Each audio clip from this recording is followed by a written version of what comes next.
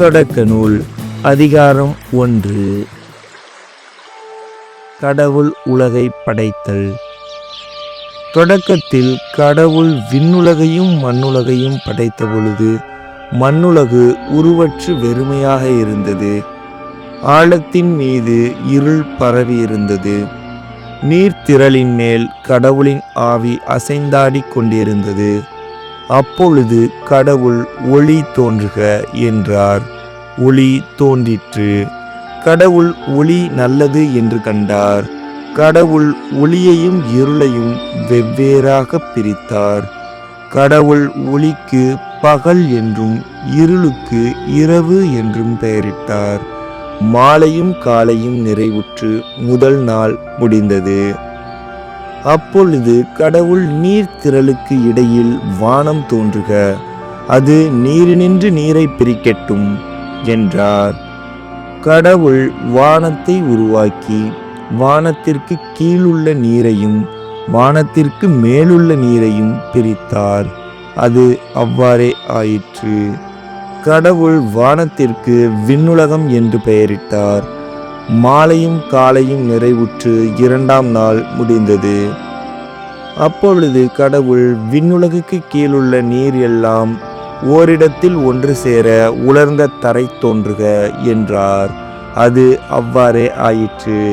கடவுள் உலர்ந்த தரைக்கு நிலம் என்றும் ஒன்று திரண்ட நீருக்கு கடல் என்றும் பெயரிட்டார். கடவுள் அது நல்லது என்று கண்டார். அப்பொழுது கடவுள் புற்பூண்டுகளையும் விதை தரும் செடிகளையும் கனி தரும் பல மரங்களையும் அந்த இனத்தின்படியே நிலம் விளைவிக்கட்டும் என்றார். அது அவ்வாறே ஆயிற்று.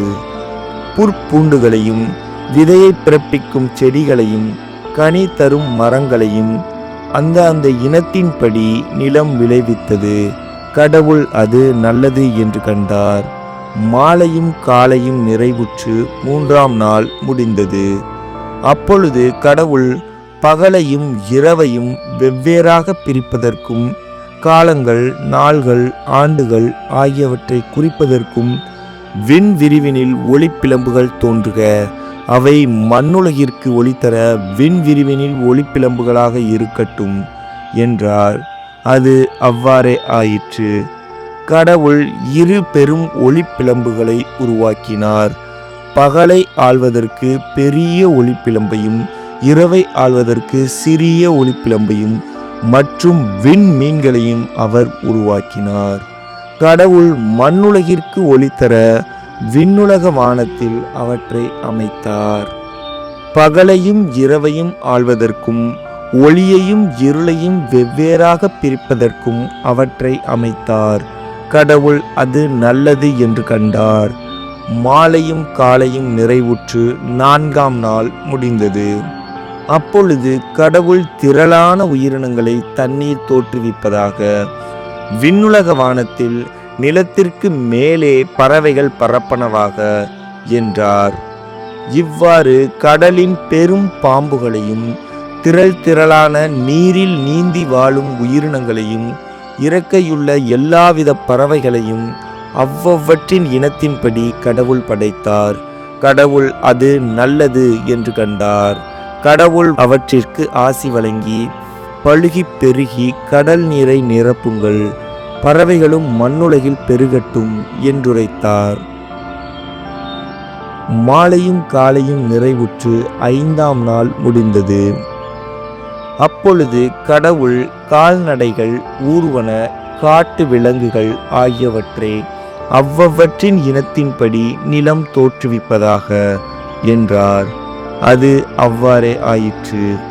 கடவுள் காட்டு விலங்குகளையும் கால்நடைகளையும் நிலத்தில் ஊர்வன யாவற்றையும் அவ்வவற்றின் இனத்தின்படி உருவாக்கினார். கடவுள் அது நல்லது என்று கண்டார். அப்பொழுது கடவுள் மானிடரை நம் உருவிலும் நம் சாயலிலும் உண்டாக்குவோம். அவர்கள் கடல் மீன்களையும் வானத்து பறவைகளையும் கால்நடைகளையும் மண்ணுலகு முழுவதையும் நிலத்தில் ஊர்வன யாவற்றையும் ஆளட்டும் என்றார். கடவுள் தம் உருவில் மானிடரை படைத்தார்.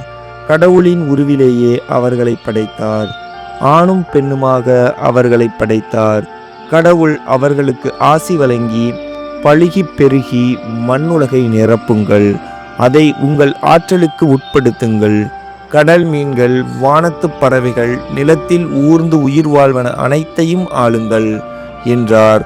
அப்பொழுது கடவுள், மண்ணுலகெங்கும் உள்ள விதை தரும் செடிகள், பல மரங்கள் அனைத்தையும் உங்களுக்கு நான் கொடுத்துள்ளேன், இவை உங்களுக்கு உணவாகட்டும். எல்லா காட்டு விலங்குகள், வானத்து பறவைகள், நிலத்தில் ஊர்வன ஆகிய அனைத்து உயிரினங்களுக்கும் பசுமையான செடிகள் அனைத்தையும் நான் உணவாக தந்துள்ளேன் என்றார். அது அவ்வாறே ஆயிற்று. கடவுள் தாம் உருவாக்கிய அனைத்தையும் நோக்கினார். அவை மிகவும் நன்றாய் இருந்தன. மாலையும் காலையும் நிறைவுற்று 6ஆம் நாள் முடிந்தது. இது ஆண்டவரின் அருள்வாக்கு. இறைவா, உமக்கு நன்றி.